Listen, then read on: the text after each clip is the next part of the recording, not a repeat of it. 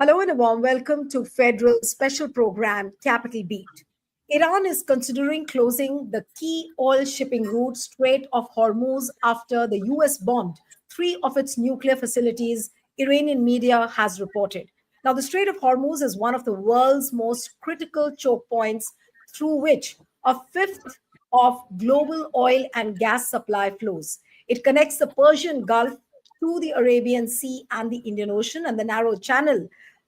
Basically, what it does, I'll just tell you that this narrow channel, approximately 33 kilometers wide at the narrowest point, separates North Iran from the Arabian Peninsula.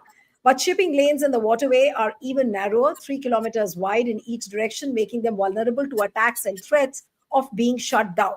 Now, Iran, if it has decided or the parliament has approved the closure of the Strait of Hormuz, what could be the economic fallout? Now, there is another view which is coming up that this is just a threat because Iran cannot afford to implement this. So, is it a threat? Is it just a rhetoric? Or it could become a reality? What could be the economic fallout of this? And also, again, Donald Trump has spoken about make Iran great again, and he's spoken about a regime change. So we'll try and discuss all of this. Joining me now is Professor Aftab Kamal Pasha, international affairs expert and diplomat. Thank you, sir, so much for joining. We have Professor N.R. Bhanumurthy, who's the director of the Chennai Institute. Thank you so much for joining, Professor Bhanumurthy. And I'll begin with you, sir, Mr. Bhanumurthy, that what could be the economic fallout of this closure of the Strait of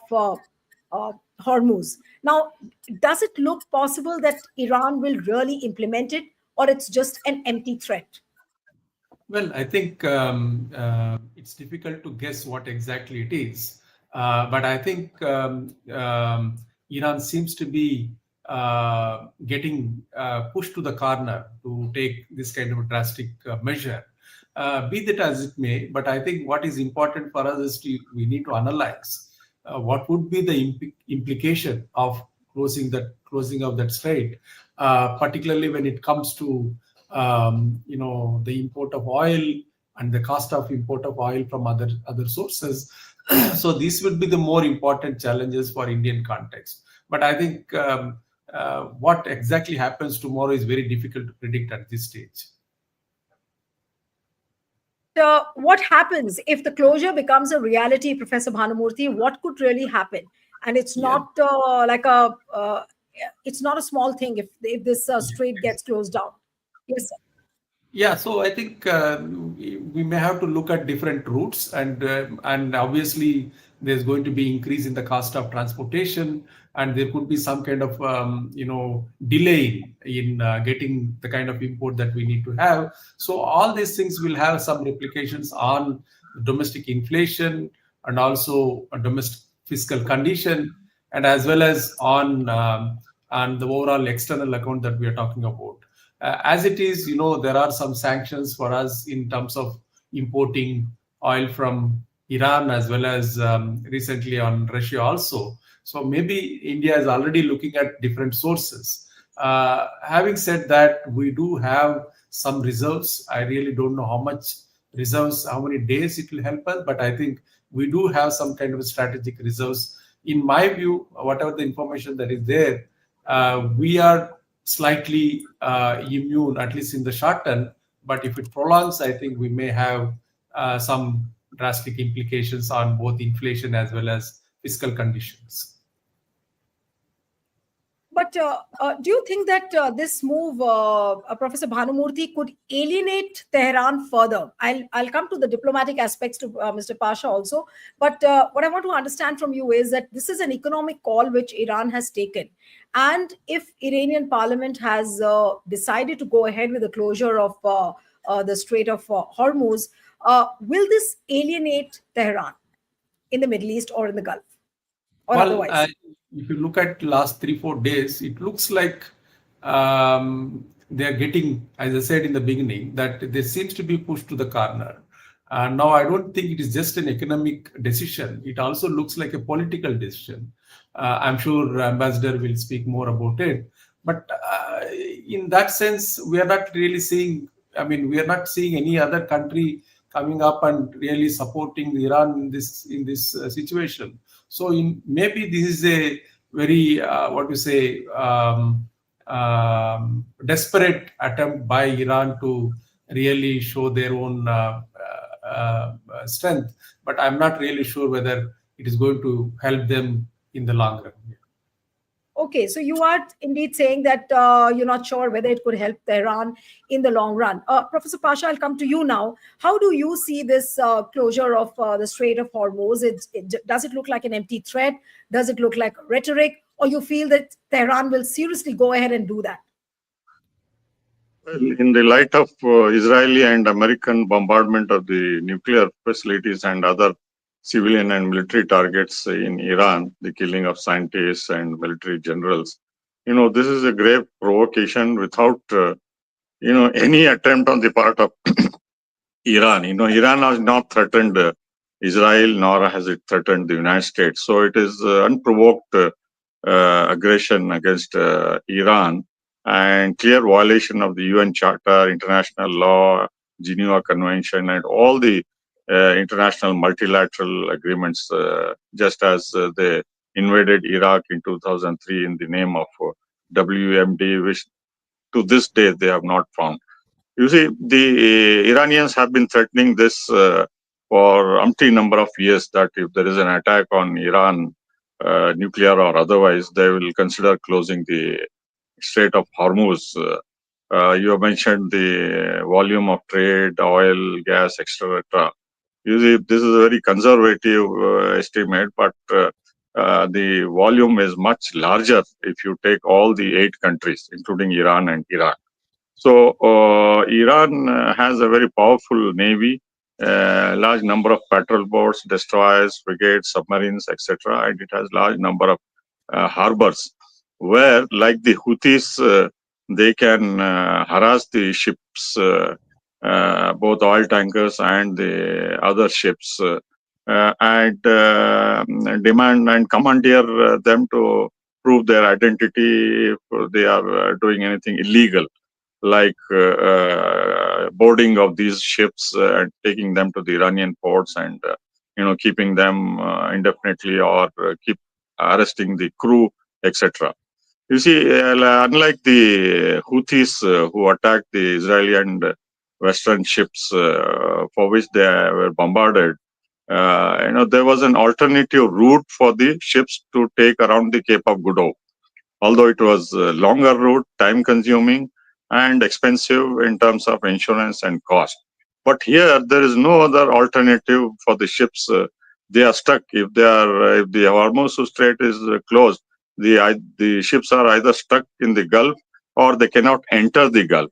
So it's a complete blockade, complete choke point under control of Iran, which will be catastrophic for all the countries, because much of their oil and gas goes through, and also the imports. I must remind the audience that the six Gulf countries are dependent on the import of practically everything, from fruits, vegetables, food grains, even water. You see, the water is brought in tankers to many countries because there is no water in the GCC countries. They desalinate the sea water, and there is acute shortage of water. So apart from trade and oil and gas, even the basic necessities will be affected in most of these Gulf countries. The other larger issue is, why would Iran do this and alienate its neighbors? Iran has made it very clear that it will target hostile nations like Israel, like America, Britain, and France, who have been consistently supporting Israel and its aggression against Iran. So selectively, they have identified the ships which fly the flags of these countries, and they will try to harass. I don't think it is in their interest to block the Strait of Hormuz, because they themselves would be needing supplies. A large number of ships bring supplies to Iran also. No, but if they And realize, Mr. Pasha, if they realize that they themselves will be inflicting a lot of blockade on themselves, then why do you think that Iran took that call of, calling in the parliament, the Iranian parliament giving an approval of the closure? Why did they do that? Were they trying to just ramp up some kind of a diplomatic support for themselves? Was it something which was symbolic? I'm wanting to understand that. No, they have to show that they are capable of doing this, and they are doing it in a proper way. That there is debate, discussion, and there is approval from the highest decision-making body, second highest, I must say, because the first highest is the supreme leader. So the parliament, various voices, suggestions were made, and taking into consideration, the opinion of different groups, factions, IRGC, and others, they have taken a considered decision, and it's a message to all the countries that look, your interests are not safe here. We will target as and when required, but there is no intention to blockade, because bulk of the Iranian oil to China and other countries, in violation, as they say, of the sanctions, goes to through this Strait of Hormuz. They cannot exempt themselves or their friends and blockade this narrow Strait of Hormuz, which will be inflicting damage. The other important thing is, if there is a blockade or selective targeting, it will create uncertainty in the shipping industry. It will raise the cost, it will raise the premium on the insurance, and more importantly, supply chain will be disrupted. Already the prices of oil and gas have risen quite a bit because of this Majlis decision, Iranian decision. But if they were to actually implement selectively or otherwise, this will shoot up the cost, insurance cost, shipping cost, supply chains, and the whole world will be affected. So Iran doesn't want to alienate further from the countries who have been very sympathetic in the face of Israeli-American aggression against their country. So if the prices were to go up phenomenally, as some leaders have pointed out that it may go up to $200 a barrel, that will be catastrophic for the world economy, including India, which imports nearly 2 million barrels of oil from the Gulf countries alone, out of the 5 million barrels which we get from other countries. So in that way, the friendship between India and also Iran would be affected, because it is like choking a major chunk of our oil imports from Iraq, Saudi Arabia, UAE, and Kuwait. Bulk of the petrol and kerosene exclusively comes from Kuwait. So if there is a shortage of these two critical material, there will be chaos in India. And crude oil also, about 10 refineries are dependent on the crude oil which comes from these Gulf countries. They would not like to harm and alienate India also, because they still hope that better relations can be maintained with India and other countries. So in that way, the diplomatic, political, economic cost will be very high if the Strait of Hormuz is closed indefinitely. And more importantly, the Houthis did in the Bab al Mandab and Red Sea, they had to face the consequences of continuous bombardment by Israel, America, and the NATO forces in a big way. So whatever little was left after the bombing by Saudi Arabia and UAE since 2015, was decimated in this combined bombing. So this will again create complications, and the Americans and the British, French, and others who are already using the Gulf air bases and facilities, they may go, because now the Gulf countries also would be affected. They would be more than willing to cooperate with America and the Western countries in hammering all the naval capabilities which have not been touched so far, because it was focused mostly on nuclear facilities and military airports and production facilities of missiles, both ballistic and cruise missiles. So in that way, it will be difficult. The latest updates, which I'm looking at on CNN, is that, of course, today is the 11th day of the strike. Both the countries are still trading strikes, and Israel's defense minister said that it launched an attack at the heart of Tehran. including Iran's notorious Evin prison, while several waves of Iranian missile attacks were reported in Israel. Now, this is what the general situation right now is. Then also, United States Embassy in Qatar has issued a warning to Americans in the Gulf country to shelter in place until further notice. And what they have written is, I'm quoting, out of an abundance of caution, we recommend American citizens shelter in place until further notice, said the message on the embassy website. No further explanation for the warning was given. Now, if this is the case, has Trump really bitten more than he could chew, Professor Pasha? And I'll come to Professor Bhanumurthy also on this. But are Americans in danger? Are they in danger right now? Because there were several reports on the American websites that FBI Director Kash Patel is now monitoring sleeper cells also. Now, that doesn't go to show that they, I mean, now this is not an indication that there could be terror attacks in America, but what is the big challenge which now Trump faces? You see, you have raised 3 points. One is the attack on Ivan Prince prison. Second is the uh, Qatari advisory. Third one is the Kash Patel. So let me just take some time. You see, even prison is the largest, even before the Islamic Republic was established in 79. The Shah of Iran also had held up hundreds and thousands of students and other opponents there. Now, over the last 10, 15 days, large number of Iranians were found collaborating with the Mossad, which enabled them to kill the Iranian military generals, scientists, and key information.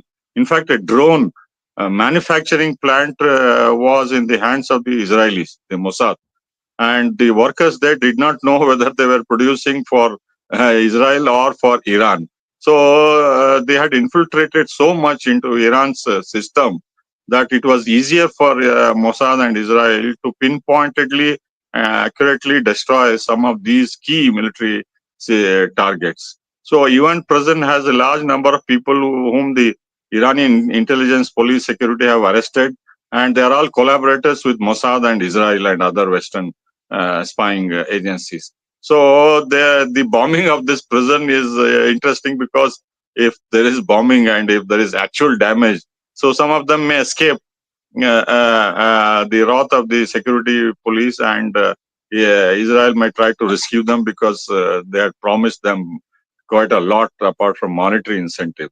So this is one aspect. The second one is, Qatar has been at the forefront in this whole issue because a month ago, you remember, the Qatari Prime Minister had said that if America or Israel attack Iran's nuclear facilities, if Iran retaliates and the Qataris host the largest airbase at the Al Udeid Central Command, air defense system, and refueling, so on and so forth, it has been actively helping the Israelis in their aggression against Iran. So they had mentioned that if there is an attack on Al Udeid base, there will be no water to drink or use after 2 days. So Qatar is extremely concerned, even though they are friendly with the Iranians. But this threat, it shows that Iran is capable of inflicting damage. The last point is, you see, this was completely avoidable as far as the United States and Trump was concerned. I believe that Trump was under tremendous pressure from Netanyahu, Israel, and the deep state, that is the CIA, the military-industrial complex, and the neocons, plus the Jewish lobby, all of these, and the millionaires who had given Trump millions of dollars in the election. So he was obliged. So in order to ward off his pressure, Trump has decided to intervene. But if he goes beyond with Israeli regime change, this may create more complications because violence, the sleeper cells which Iran has in the United States and elsewhere globally, they may be activated, and there will be more terrorism or violence, not only against America, within America, but also American British interests globally, because Iran has supporters through the Lebanese Shia militias, then the Houthis, then the Iraqi Popular Mobilization Force, and several Iranians who are scattered all over the world. Some of them may sympathize with the Islamic Republic and for monetary and other consideration may work to cause damage, harm, and this could be a live threat globally. As it is, the Americans are very concerned after 9/11 because security has been very tight at the airports and all the key installations. Now, if there is further tightening of the security, people will blame Trump that you promised not to get involved in wars during his administration. Now you have redoubled the security and you have involved unnecessarily. We are paying a very heavy price, not only by supporting Israel, but otherwise. Yeah, I'll come to Professor Bhanumurthy, and that is the general concern about the oil and the gas prices rising. Now, what happens? As long as it's not implemented, do you see the prices controlled? Because there is a general feeling that there could be inflation, there could be recession, the prices of diesel, petrol, and gas might go up. What would you really say to these concerns? And this is my last question to you, sir. Yeah. Well, I think fortunately, even just before this whole war started, we had a subdued global oil prices for a very, very long time. So I think from here, if you are going up to 100 or so, I don't think it's going to be a major risk for Indian economy, because we have seen many times the oil price going up to $100. But at the same time, if you are looking at some of the predictions that were coming up, again, as Ambassador Pasha also said that there are some estimates saying that it might go to 200. So I think that is going to be extremely riskier, not only for India, but across for the whole global economy. And given that we are very strongly linked with the global economy, I think both in terms of imported inflation and also in terms of the breaking supply chains will have a huge repercussions on the growth prospects of the Indian economy. So in that sense, we'll be part of that. We'll not be immune from all those things. I think at the same time, we do have a slightly better inflation management, and also in terms of oil. I think we are also diversifying our own imports, not just from Gulf, but also from other countries. In fact, in the beginning, you said it's only 1/5 that we are trying to import from Iran and other sources. But I think we are looking at other sources like United States. And of course, there are other venues are also there. So in that sense, anything above $100 per barrel will have its own repercussions, not just on Indian economy, but also on the global economy. Right. I'd like to just add a footnote. You see, Yes. our government defied the American sanctions on Russia, and we imported quite a lot of crude oil, and we refined it and used it, and we also re-exported to the Europeans. So if the Gulf situation deteriorates, and if our import of 2 million barrels is either curtailed or stopped, we may have no other alternative but to redouble our imports from Russia, no matter what the Americans or the West will howl over our decision, because it's in the national interest. We cannot afford to even reach $100. This will be, billions of dollars of worth of foreign exchange. It will drain if it is, from present $80 to $100. It will be substantial. As it is, we are paying quite a lot. 70% of our crude oil is imported, much of the LPG. Now, if the prices were to go up, and additionally about another $50 billion easily will go monthly. So it will add up and disrupt our economic development. And, our budget is earmarked. Yes. And that will create financial problems, implications for inflation also. All right. So certainly there are no signs of de-escalation on both sides, and we'll have to wait and watch how things unfold. Thank you so much, Professor Bhanumurthy and Professor Aftab Kamal Pasha. Thank you very much for joining. Thank you. Thank you. Thank you.